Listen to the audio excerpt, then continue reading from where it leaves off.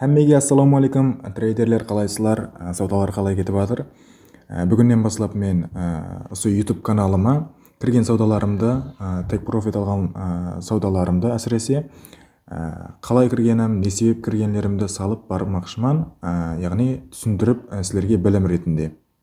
Bugun 13 avgust 2025-yil birinchi rekap videomuz. Nasdaqda bo'ldi bugungi savdamiz. Saat 6'dan başlap, Qarabağstan vaqtimen saat 6'dan başlap, New York vaqtimen saat 9'dan başlap bazarda analiz eslep başladım. Ең birinchi analiz eslep başlagan kezimde baha mына жерде turgan edi. Hem mende sonday ideya болды.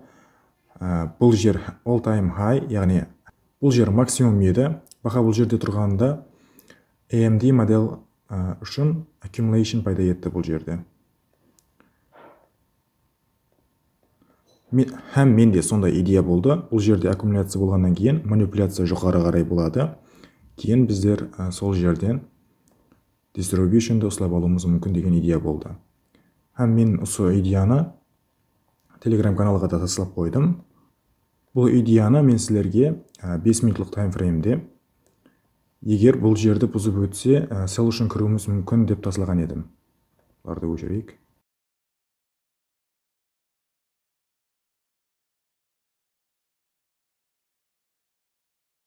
Бұл жерді бұзып өтсе, төменге қарай sell үшін кіруіміз мүмкін деп сіздерге идея етіп тасладым.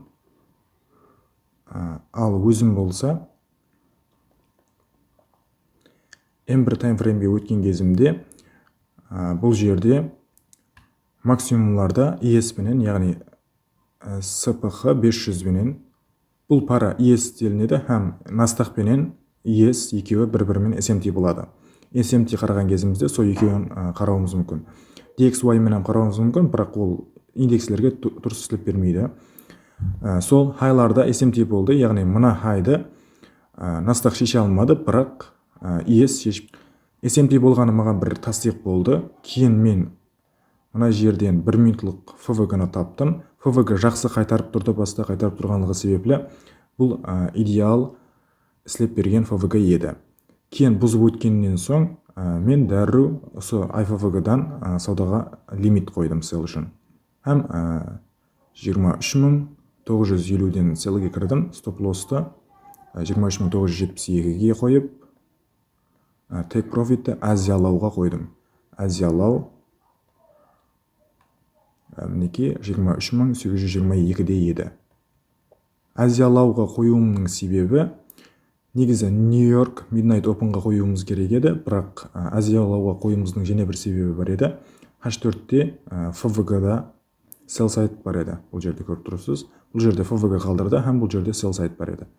Азиялауда соған тура келгенлігі себеплі осы жерге қойдым. Көріп тұрсыз, бұл еледе түсіп баратыр. Тап жаңа бір 5-10 минут алдын жабылған сделкам еді.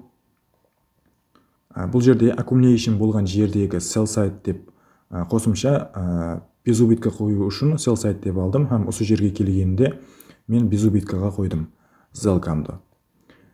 Кейін take profit'ті күттім.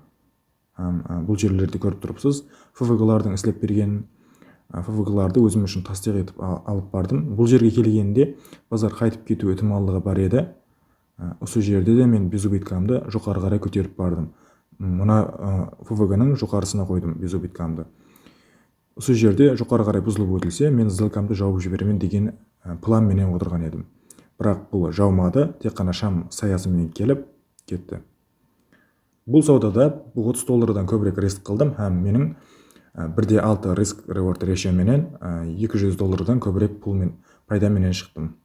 Сау болың трейдерлер, Forex сауда каналында қалың. Telegram каналға да ағза болып қойың. Telegram каналда сондай идеяларды таслап тұраман. Қайсы парада, қай жөнеліске қарай сауда ашуымды, кіруімді